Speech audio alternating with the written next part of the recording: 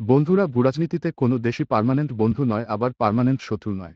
নিজ দেশের স্বার্থে কখনো বন্ধুকে শত্রু বানাতে হয়, আবার কখনো শত্রুকে বন্ধু বানাতে হয়। এমনি এক ঘটনা ঘটেছে মিয়ানমারের সাথে। বন্ধুরা, এই বছরের নভেম্বরের মাঝামাঝি সময়ে Indian council of world affairs ICWA দ্বারা দিল্লিতে একটি সেমিনার হোস্ট করা হবে এবং সেই সেমিনারের দায়িত্ব ভারতের পররাষ্ট্রমন্ত্রী এস জয়শঙ্কর মহাশয়ের কাছে রয়েছে।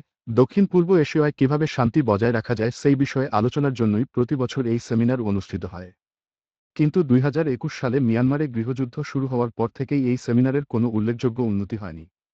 তার একটি প্রধান কারণ হল, দক্ষিণ পূর্ব এশিয়ান দেশগুলি মিয়ানমারের সামরিক জান্তা সরকারের নিন্দা করলেও ভারত এখন পর্যন্ত জান্তা সরকারের নিন্দা করেনি।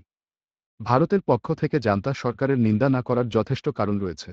যে সময় জান্তা সরকার মিয়ানমারের ক্ষমতা দখল করে সেই সময় সম্পূর্ণ মিয়ানমারের নিয়ন্ত্রণ মিয়ানমার সামরিক বাহিনীর হাতে ছিল। তখন যদি ভারত অফিসিয়ালভাবে মিয়ানমার সামরিক বাহিনীর নিন্দা জানাতো তাহলে মিয়ানমারের জান্তা সরকার চীনের কাছে চলে যেত। কিন্তু বর্তমানে পরিস্থিতি অনেকটাই বদলে গিয়েছে। গৃহযুদ্ধের শুরুতে জান্তা সরকারের সম্পূর্ণ মিয়ানমারের উপর যে নিয়ন্ত্রণ ছিল, বর্তমানে সেই নিয়ন্ত্রণ আর জান্তা সরকারের কাছে নেই। আরাকান আর্মি এবং কাচিন ইন্ডিপেন্ডেন্স আর্মির মতো কিছু বিদ্রোহী গোষ্ঠীর সামরিক বাহিনীর কাছ থেকে বিস্তীর্ণ অঞ্চলের নিয়ন্ত্রণ দখল করে নেয়। ফলে নিজের স্বার্থে ভারতকেও এই সব সন্ত্রাসী গোষ্ঠীর সাথে কথা বলার প্রয়োজন হয়ে উঠেছে। যদিও এখনও এই জান্তা বিরোধী সন্ত্রাসী গোষ্ঠীর সঙ্গে নয়াদিল্লির কোনো আনুষ্ঠানিক সম্পর্ক নেই। বর্তমানে একটি খবর খুব প্রচার হচ্ছে যে ভারত নাকি এই সেমিনারে জান্তা বিরোধী বিদ্রোহী গোষ্ঠীদের আমন্ত্রণ জানিয়েছে। তাছাড়া ভারত থেকে আমন্ত্রণ পাওয়ার বিষয়টি চীন ন্যাশনাল ফ্রন্টের একটি জাতিগত বিদ্রোহী গোষ্ঠীর ভাইস চেয়ারম্যান সুই খার স্বীকার করেছেন এবং তিনি আরও বলেন যে ভারতের আমন্ত্রণে আমরা খুবই খুশি এবং আমরা প্রতিনিধি পাঠাতে যাচ্ছি। যদিও ভারত সরকার এবং Indian council of world affairs ICWA এই সমস্ত সন্ত্রাসী গোষ্ঠীকে আমন্ত্রণ জানানো হয়েছে কি হয়নি সেই বিষয়ে অফিসিয়ালভাবে এখনও কোনো কিছু জানায়নি। সূত্রের খবর অনুযায়ী আমন্ত্রিত অন্যান্য সশস্ত্র গোষ্ঠীগুলির মধ্যে রয়েছে আরাকান আর্মি, যেটি বাংলাদেশের সীমান্তবর্তী রাখাইনে গুরুত্বপূর্ণ এলাকা নিয়ন্ত্রণ করে, এবং কাচিন ইন্ডিপেন্ডেন্স আর্মি KIA, মিয়ানমারের অন্যতম শক্তিশালী বিদ্রোহী বাহিনী। বন্ধুরা, যদি এই খবর সত্য হয় তাহলে এটি হবে ভূরাজনীতিতে ভারতের বড় মাস্টারস্ট্রোক। এর কারণ দেখুন, ভারত চিকেন নেককে বাইপাস করার জন্য মিয়ানমারের পশ্চিমে কালাদান বন্দর থেকে ভারতের মিজোরাম পর্যন্ত একটি হাইওয়ে নির্মাণের জন্য $400 মিলিয়ন একটি হাইওয়ে প্রজেক্ট শুরু করেছে। এই হাইওয়েটি বাংলাদেশের সীমান্তবর্তী রাখাইনের উপর দিয়ে যাবে, যা বর্তমানে আরাকান আর্মি নিয়ন্ত্রণ করে।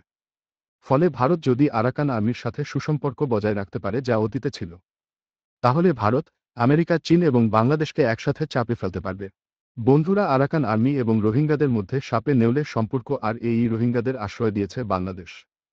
তো স্বাভাবিকভাবেই শত্রুর বন্ধু শত্রুই হয়। ফলে ভারত যদি এই আরাকান আর্মিদের সাহায্য করে তাহলে আরাকান আর্মিও বাংলাদেশকে চাপে রাখতে ভারতের পাশে এক কথায় দাঁড়িয়ে যাবে। বাংলাদেশের পাশাপাশি আমেরিকাকেও আরাকান আর্মি নিজেদের শত্রু মনে করে।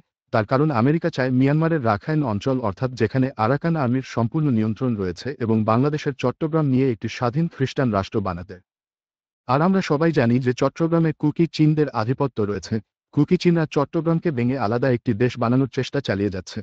ফলে আমেরিকার উদ্দেশ্য যদি সফল হয়ে যায় তাহলে আরাকান আর্মিদের কুকি চীনদের সাথে ক্ষমতা শেয়ার করে চলতে হবে, যা আরাকান আর্মি কখনোই চাইছে না। ফলে আমেরিকা যাতে স্থায়ীভাবে বাংলাদেশ থাকতে না পারে সেই বিষয়ে আরাকান আর্মি ভারতকে সাহায্য করতে পারে। তো বন্ধুরা, এই ছিল আজকের ভিডিও। ভালো লাগলে লাইক, শেয়ার, সাবস্ক্রাইব অবশ্যই করবেন। জয় হিন্দ।